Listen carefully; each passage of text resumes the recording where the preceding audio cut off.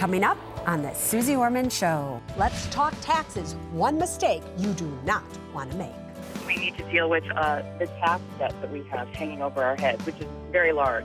When you say really large, how much money are you talking about? I'm guessing around $300,000, which is enormous. That you owe in taxes?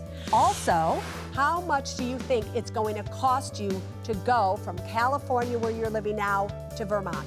To move would be about $4,000 just for the moving service. Your problem is you don't have any money in savings, is that correct? Correct. Right. And you asked me, can I afford it? I want to go to makeup artist school. That is my dream. Oh. How are you going to pay for this? I was going to do like private loans.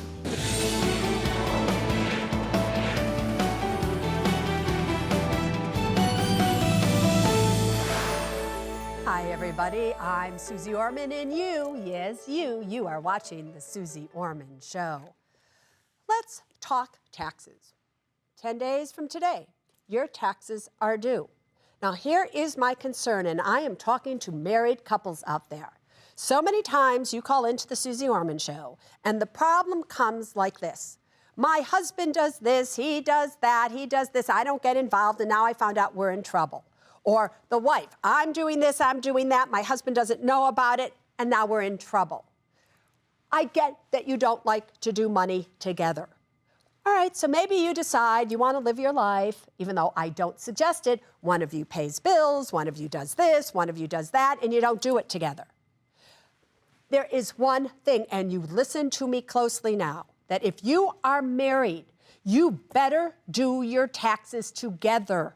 Because if you don't do your taxes together, and one of you is hiding the fact that they really didn't take that money to pay the taxes, they're really not reporting all of their income, no matter what the other partner does, if you do it alone, the one who didn't get involved is legally responsible for whatever it says on that tax return. And if there is one entity that you do not want to fight with, that you do not want to owe money to, it is the IRS. So if you don't get involved and all of a sudden somebody comes knocking on your door and says, you owe $30,000 in back taxes, and you go to your spouse and go, what's that about? It is already too late.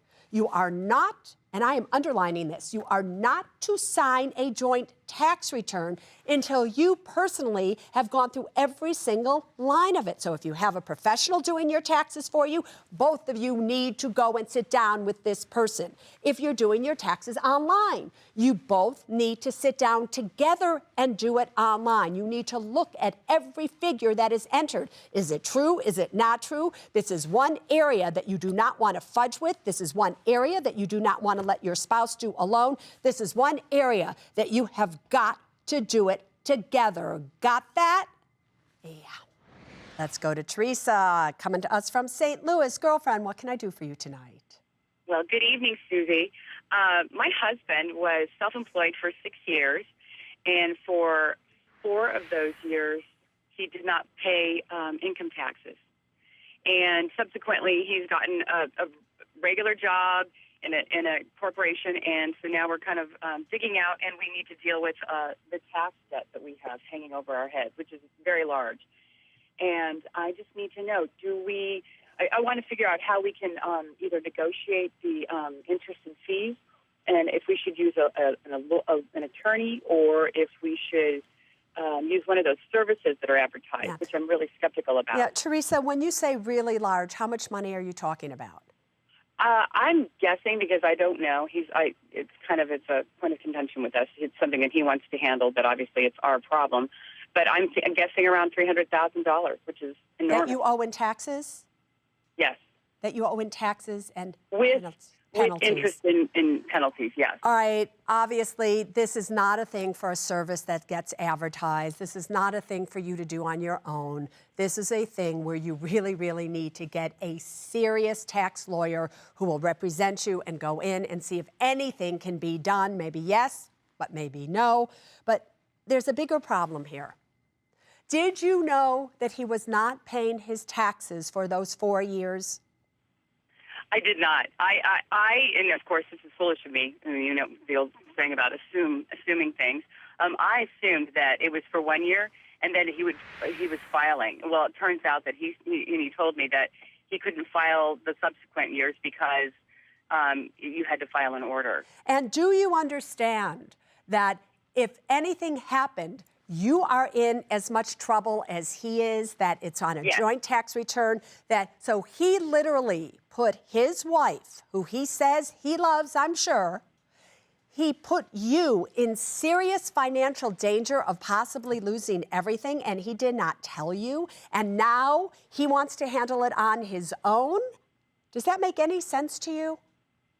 It's a big point of contention. It's a point of contention, and we will be handling it together, but he's doing it on his own time, unfortunately. Well, you better forget about his own time. You better get your own tax lawyer. You better take control of this situation because, you know, Maya Angelou has this saying, and I love this saying, you know, when somebody shows you who they are, you best believe them. If I were you, I would be getting the tax lawyer. I would be taking control over this. I would not care what he was saying on any level. I would be the one fighting for my financial life because you just might be the one who will be. Let's go to Morgan in Kansas. What's up, my friend? Hi, Susie. My grandparents graciously offered to lend me $75,000 for me to purchase my first home at 0% interest for 15 years. However, after doing a little bit of research, I realized that either they'll have to pay taxes on the money or charge me interest on the loan. Yeah. So is there a better way for them to help me out financially that will benefit both of us? So Morgan, great to have good grandparents like that. Yes, maybe so, maybe not. Let me tell you why. If they were to lend you that money, even if it was at an interest rate of 4 or 5% or whatever the going rate has to be by law, you are going to have to tell the mortgage company that you have borrowed the down payment from somebody, and therefore you have to make that payment back, plus you're going to have to make your mortgage payment back. They may look at that and go, you know what? We're not going to give you a loan because that's like you don't have the money to get a loan because you're making too many payments back. If your grandparents are willing simply to gift you this money with no expectation at all about getting it back, they can do that, but I got news for you. It's not going to be taxable to them. Legally, they each can give you $13,000 a year. Doesn't affect them, doesn't affect you. Anything over that $26,000 or whatever it may be, that has to come off their unified gift credit, so just reduces how much they're allowed to leave people upon their death. Not a big deal, because maybe they don't even have that much money.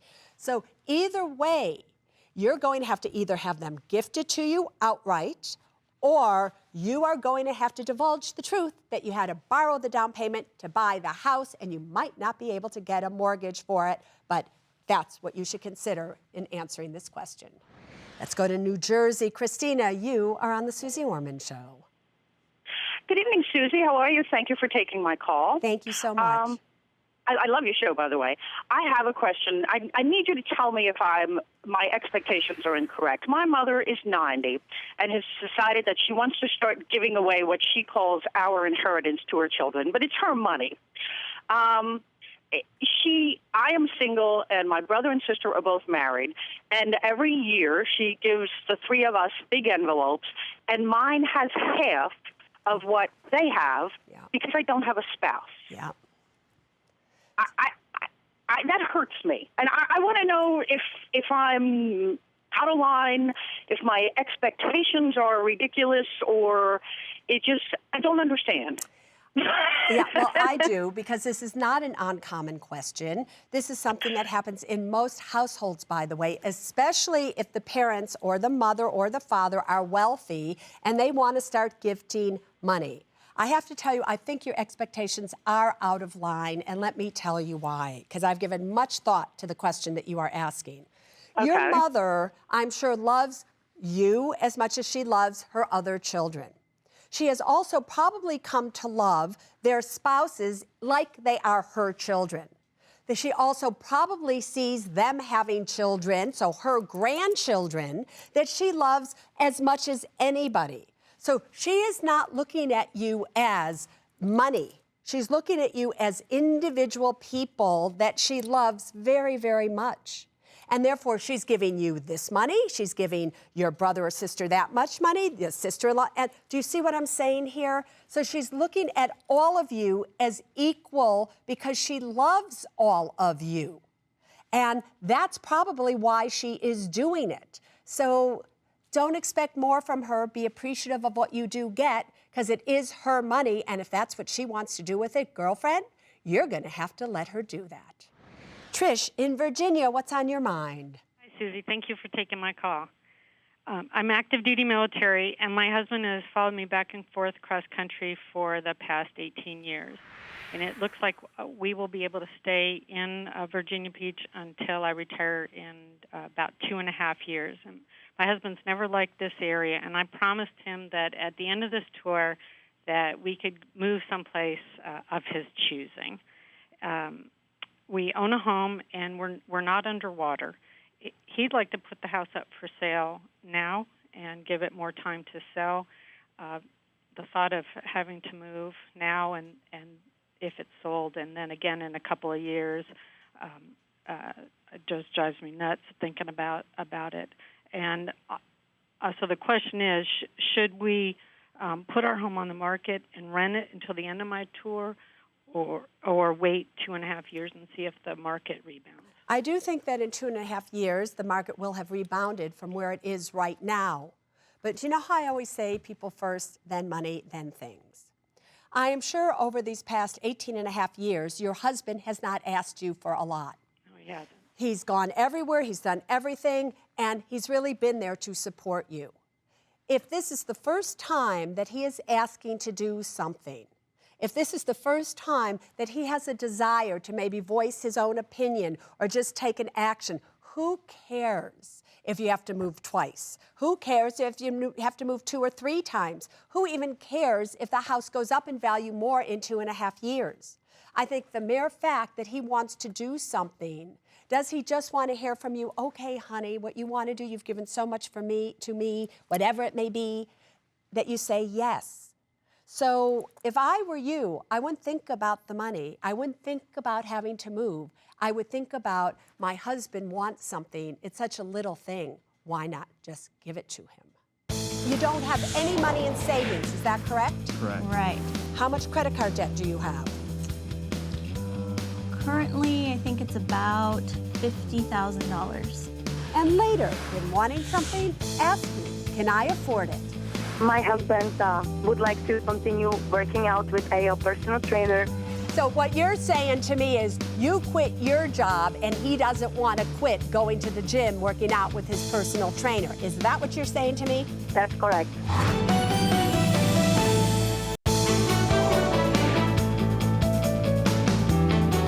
Welcome back, everybody. Tonight, some fast financial help for a couple in a time crunch.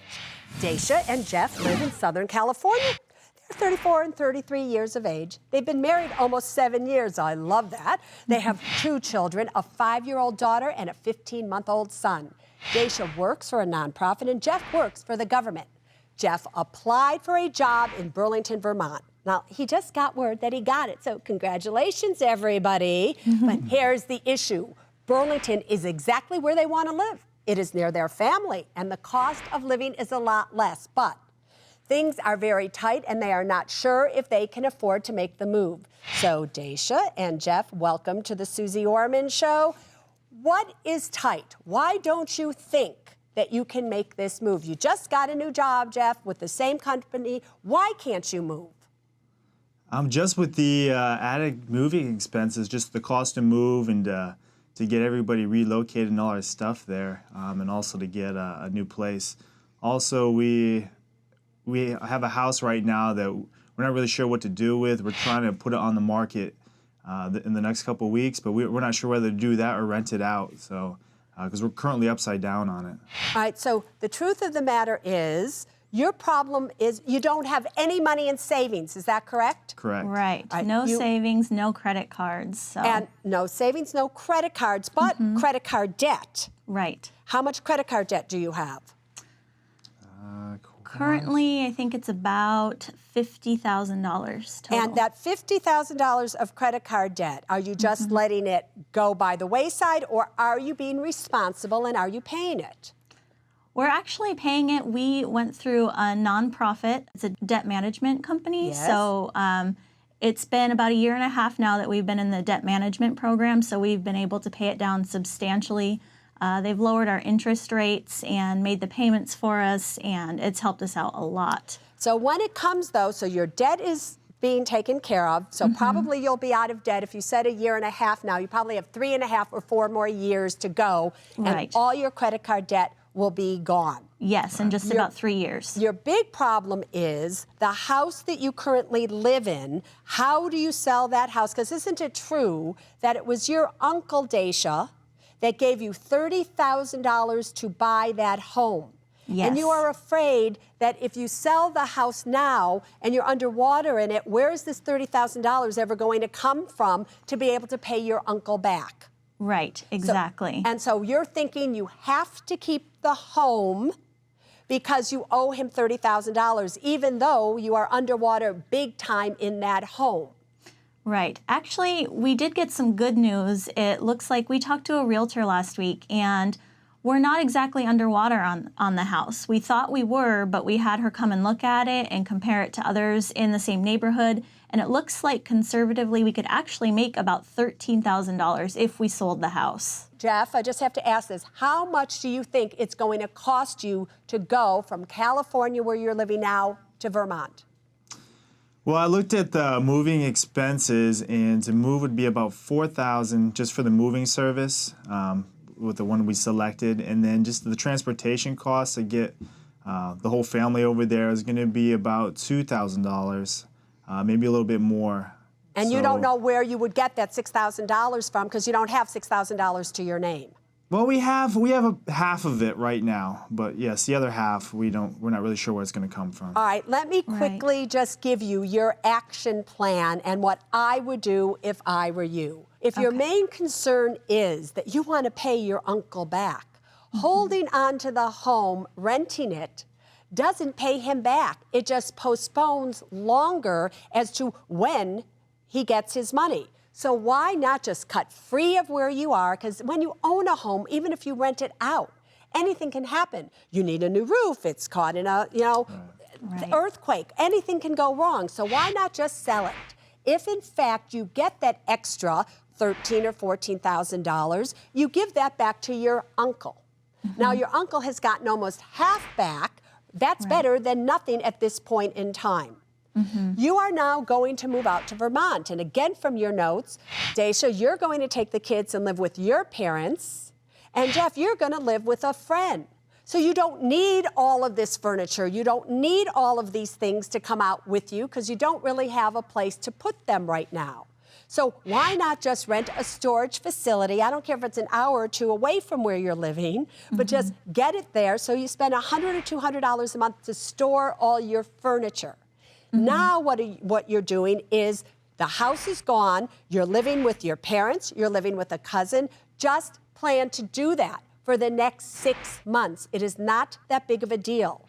If you do that, it's not going to cost you very much to live. You're both still going to be working because, Dacia, you get to keep your job, I hear, and you get to do that from Vermont. So you're going to be bringing in close to $5,300 after taxes. Your expenses are only going to be about $3,000 per month, including the debt payment back. So you're going to be able to save $2,000 a month.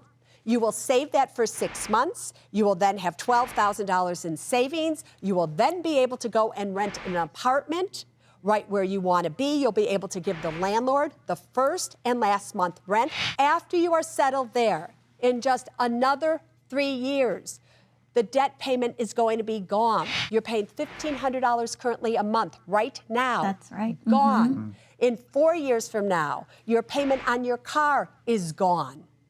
So you are going to have a considerable sum of money for you to save, as well as give your uncle $1,000 a month so that your payment to him is done sooner than later. Then in a few years, when that's done, now you have all of that money that you can save, invest in your future for your kids' college education, you will be standing on firm ground. So how are you going to then get from California to Vermont when it costs you so much money? You're going to get in your car. You all are going to take a trip.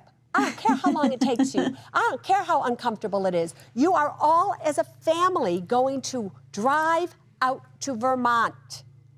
You stay in little hotels on the way, whatever it is, motels. It won't cost you very much at all.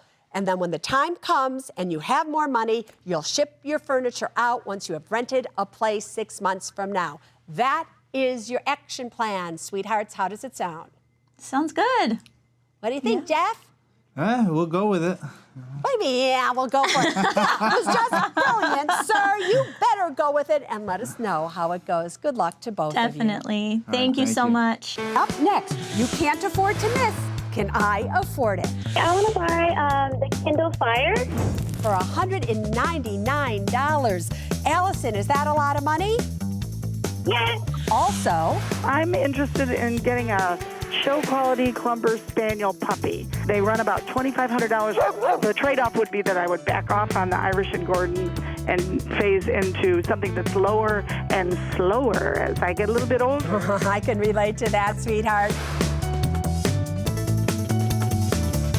What do you want to buy? Show-quality Clumber Spaniel puppy. Makeup artist school. Kindle Fire. Welcome back, everybody, to the Can I Afford It segment. This is where you call in, you tell me what it is that you want to buy. And oh, yes, I tell you if you can afford it or not. Let's go. Cheryl, what do you want to buy? Hi, Susie. I'm interested in getting a show-quality Clumber Spaniel puppy that I have been raising Gordon and Irish setters for about 10 years, and I don't want to give it up as I get a little older. Yeah, it's cute. Look at that. But that's one that I borrowed. I borrowed that puppy. Oh, but you want one just like it, huh? But I want one just like it, or better. All right, but girlfriend, show me the money and then we'll know. Okay, well, I'm a nurse by trade, so I net $7,500 a month, right. And I have expenses of $4,330 per month in rent, etc. I have a car loan that's at 5.4%, and I have $10K in liquid and $75K in retirement. So they run about $2,500 for a show puppy, and the trade-off would be that I would back off on the Irish and Gordons and phase into something that's lower and slower as I get a little bit older. I can relate to that, sweetheart. I'm telling you, girl. I I'm know. not getting any faster, that's for sure. Right, so denied. And the reason that you are denied is at the age of 57, you do not have enough money in retirement. You do not have enough money liquid. I understand that you're bringing in $7,500 a month and that there's some money saved there, but you don't have the things in place that you need as you get older, when you're no longer a nurse or something happens to you, or you have this dog that you paid $2,500 for, and then all of a sudden it gets sick, as you know that happens. Right. And then you have to spend $10,000 to save your investment of $2,500 to $100, and now you're in deficit. I'm so sorry, but you are denied. Bow wow. Ashley, what do you want to buy? Hi, Susie. Thanks for taking my phone call. Anytime. What do you want to buy? I want to buy a Myrtle Beach trip vacation for my husband and I. We haven't really been on a vacation since our honeymoon about 3 years ago, and had our daughter in September, so we'd like to go on like our first family vacation. Let's hope you can afford it. Show me the money. Together, we take home $8,900 a month. Yep. Expenses are $5,728 a month. Mm-hmm. We live rent-free because of my husband's work. We have debt of $65,000 in student loans, $23,000 in car loans, $7,000 in a wedding loan because we paid for our own wedding. Savings, we have $11,000 in liquid and $500 in retirement, and we just set up my husband's 401k to max it out. Denied again. Look at the loans that you have. You had to borrow money for this, borrow money for that, $11,000 and all you have in savings. Now, I know you think $800 doesn't matter, but that is how you got in trouble. Let's borrow this, let's do that, $800. It matters. Every single penny matters, girlfriend. You cannot afford it. Jana, what do you want to buy?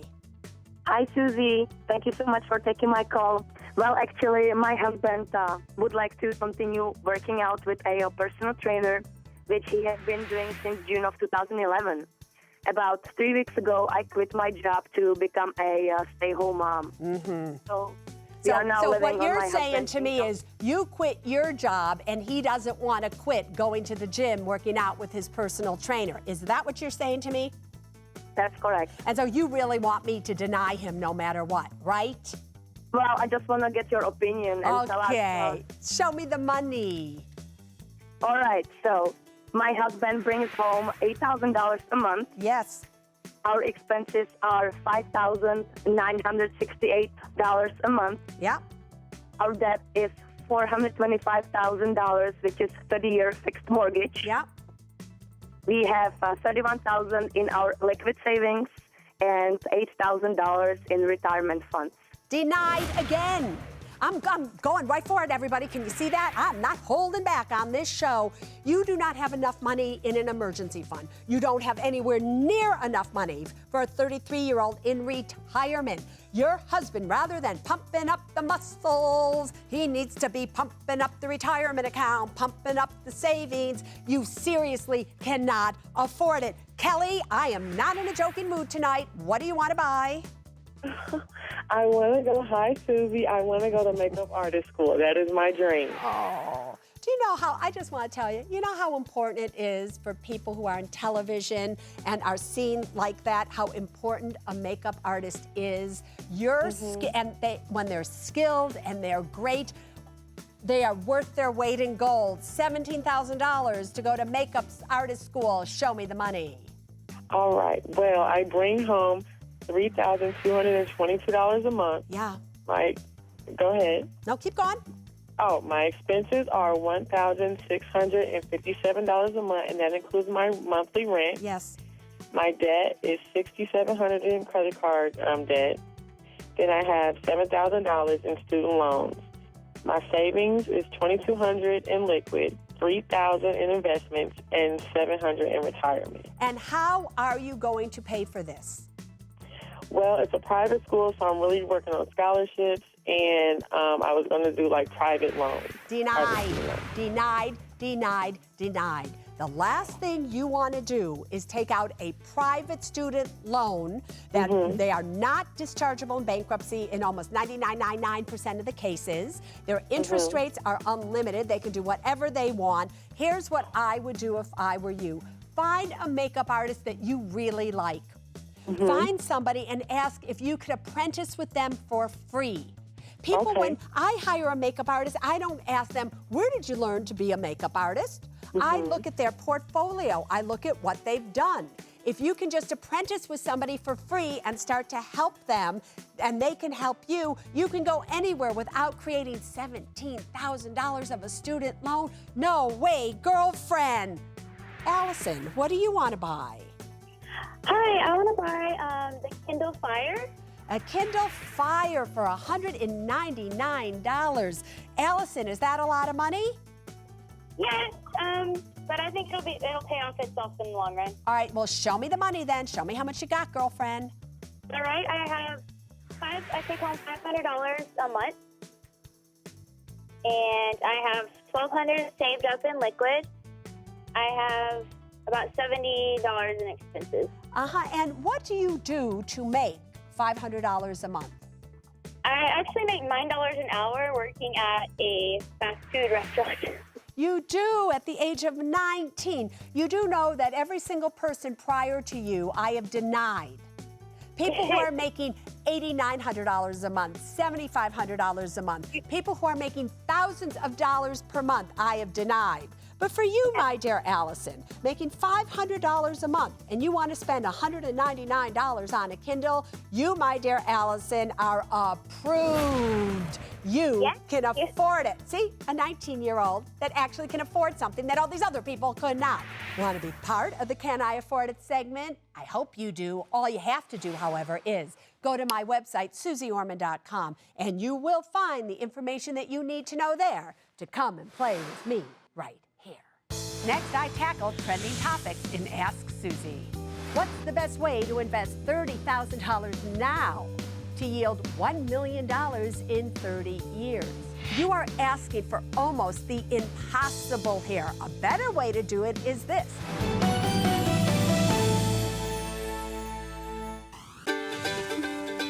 Hi Susie, this is Tracy and my twin sister Tammy. We were on your show last year and we asked if we could afford to go to Twins Days in Twinsburg, Ohio. Is there really a place called Twinsburg, Ohio? Yes, there is. Twinsburg. I'm going to have to give you the identical answer. Approved. Have a good time, girls. It was like nothing else we have ever done before. For once, it was normal to walk around with someone who looks exactly like me. We were also recognized by a fellow Suze Orman viewer who saw us on your show.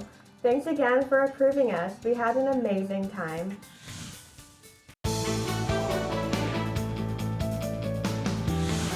Welcome back, everybody. Here we are in the control room of CNBC headquarters. So many ways for you to play with me here, right on the Suze Orman Show. You can send in an email, join me on Facebook, or if you tweet me at Suze Orman Show, just put hashtag Ask Susie. It comes in here, and we might just choose it and answer it on air. Let's see what's trending right now.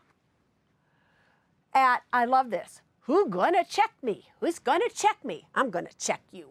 What's the best way to invest $30,000 now to yield $1 million in 30 years? Okay, you are asking a lot because $30,000 to grow to $1 million, not adding any more money, would have to yield you about 12 to 13% a year, which means that money would have to make 12 to 13% a year. That is more than the stock market over average has ever made in that period of time. So you are asking for almost the impossible here. A better way to do it is this. Rather than just taking $30,000 and wishing and praying and hoping that it turns into $1 million, why don't you just add $15,500 a year at a 4% annual average rate of return? That's absolutely doable over a 30-year period of time. Oh, you will have $1 million. Now, I know you might be saying, $15,500 a year, Susie, that's a lot of money. If that is a lot of money to you, then you better adjust one way or the other, because good luck getting to that $1 million the way you want to do it. I don't think so. Let's see what else is trending right now. Ms. Boss Lady 2011. Hi, Susie. My question is, my partner and I are planning a civil union. Should we consider a prenup? Well, the mere fact that you're asking the question kind of says to me, you better go and do it, because something is making you ask that question. Do I think it's a smart thing to do? I absolutely do. Just both go, get your own lawyers, meet together, do this, make it legal. That way, if something happens, you'll be glad that you did. If nothing happens, doesn't matter that you did. Let's now go to webcam, and we have James coming to us from Texas. Boyfriend, what do you need to know tonight? Hey, how you doing? Thanks for having me on the show tonight. Anytime, sir. All right. My question is, I'm a firefighter and will probably retire before I'm 60. I have a home that can be paid off within the next few years, but I do not plan on living here for the rest of my life. The question I have is, should I continue paying extra on my mortgage to try and pay it off, or should I use that extra money to put into a retirement account?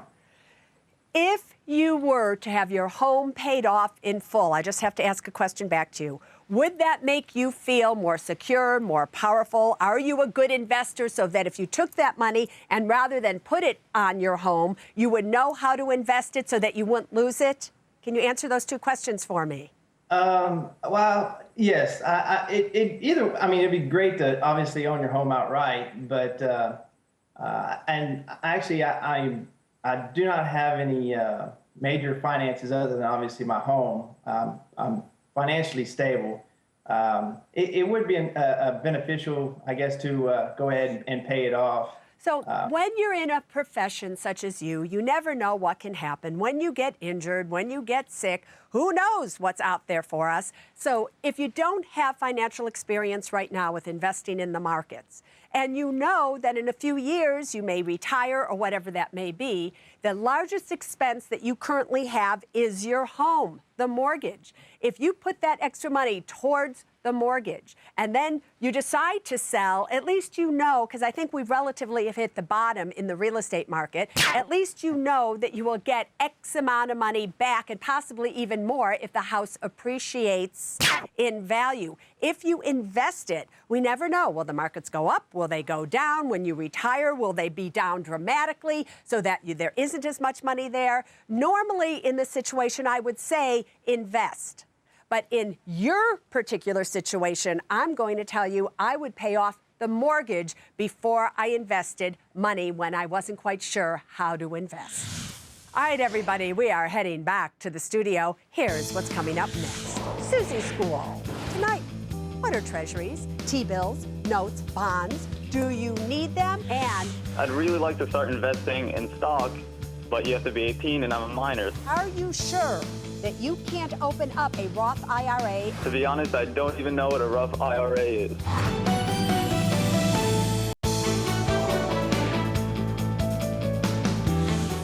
Welcome back, everyone. April is Financial Literacy Month. So this month, we're going back to basics with some financial fundamentals. Tonight, what are treasuries, T-bills, notes, bonds? Do you need them? How do you buy them? As you can see on your screen, treasuries, that's very funny, as if you wouldn't know how to pronounce that. But anyway, do you notice how it says that they're negotiable U.S. government debt obligations? Let's first now talk about what is a debt obligation. A treasury. The United States government needs money to run. You all know they're in deficit, so they have to borrow money to pay their bills. Who do they borrow money from? You. They borrow it from you. They sell you a treasury bill, note, or bond. You buy them, so you give your money, it goes into the treasury, and they use that money to pay their bills. It's backed by the full faith and credit of the U.S. government. So as long as you believe that the government is going to be able to be stable and pay you back, years past, they were known as the absolute safest way to invest your money because the government could always raise taxes or print more money to pay you back. What do you get when you give them money? You get this debt, this bond, bill, or note that says it will pay you interest at X%. It will pay you interest every 6 months. On the maturity date, this is how much money you will get back, what you gave them. It tells you everything. So you essentially are lending money to the United States government. A bill is a short-term loan, up to about 52 weeks. That's it. So you're only making a short-term loan, but when you do so, comes little tiny interest rates. A note, a treasury note, is for a longer period of time, whether it's 2 years, 5 years, 7 years, 10 years. So that is a note. A treasury bond is just for years, like 30 years. Again, supposedly, the longer you go out in the maturity dates, the higher interest rate treasuries are to pay you. But to find out every single thing that you need to know about them, you should go to treasurydirect.gov. It will tell you what you need to know. Go there, and then you'll be smart when it comes to treasuries. So let's take a kid question. We have Alfredo. He is 16 years of age, and he's coming to us from Orlando. Hey, Susie, how are you? Good, Alfredo. What's on your mind? All right, I have a question for you. I take in about $400 a month, and I have roughly $2,000 in savings, and I'd really like to start investing in stock, but you have to be 18 and I'm a minor, so what are my options? Are you sure that you can't open up, because you're making money on your own right now, that you open up a Roth IRA, and within the Roth IRA, you can invest? Have you checked that to see if you can do that? To be honest, I don't even know what a Roth IRA is. All right, so here's the real thing. You have to know about all of your options. And if you are actually earning money, which you are, you're earning it, you can then take that money and open up an IRA, which is an individual retirement account, which then allows you to put money in there, and within the retirement account, you get to make investments. A Roth retirement account is simply a retirement account that you open with money that you've already paid taxes on. A traditional IRA is with money you have never paid taxes on. Since you're in such a low tax bracket because you're only making $400 a month, why not do that? So you could very easily take $100 or $200 or $300 a month, put it into a Roth IRA, and invest it there. Up next, one more thing that I want you to know. You may find yourself in a situation that you're really not making any money, or you're making far less than you used to. Are you unaware of some possible tax credits that are available to you? Welcome back to the Suze Orman Show. Okay, that brings us almost to the end of the Suze Orman Show, but before we go, there is still one more thing that I want you to know.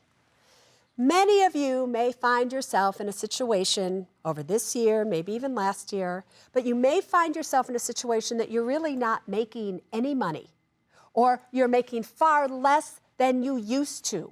And as I said at the beginning of tonight's show, we are 10 days away from when taxes are due. So the question becomes, are you unaware of some possible tax credits that are available to you now that you maybe aren't making as much money as you used to? The main one that you all need to look into is the Earned Income Tax Credit. If you are married, making $49,000 a year or less, single, making $44,000 a year or less, you can actually get a tax credit, which means dollar for dollar. So you owe $3,000 in taxes. It reduces your taxes by $1 or $2, whatever the amount is. The tax credit goes from about $500 up to about $5,700. You should look into it. You should also know that there are tax credits for you out there if you have kids. There are tax credits for you if you are actually paying somebody to take care of somebody that is dependent upon you. All kinds of things that you need to know.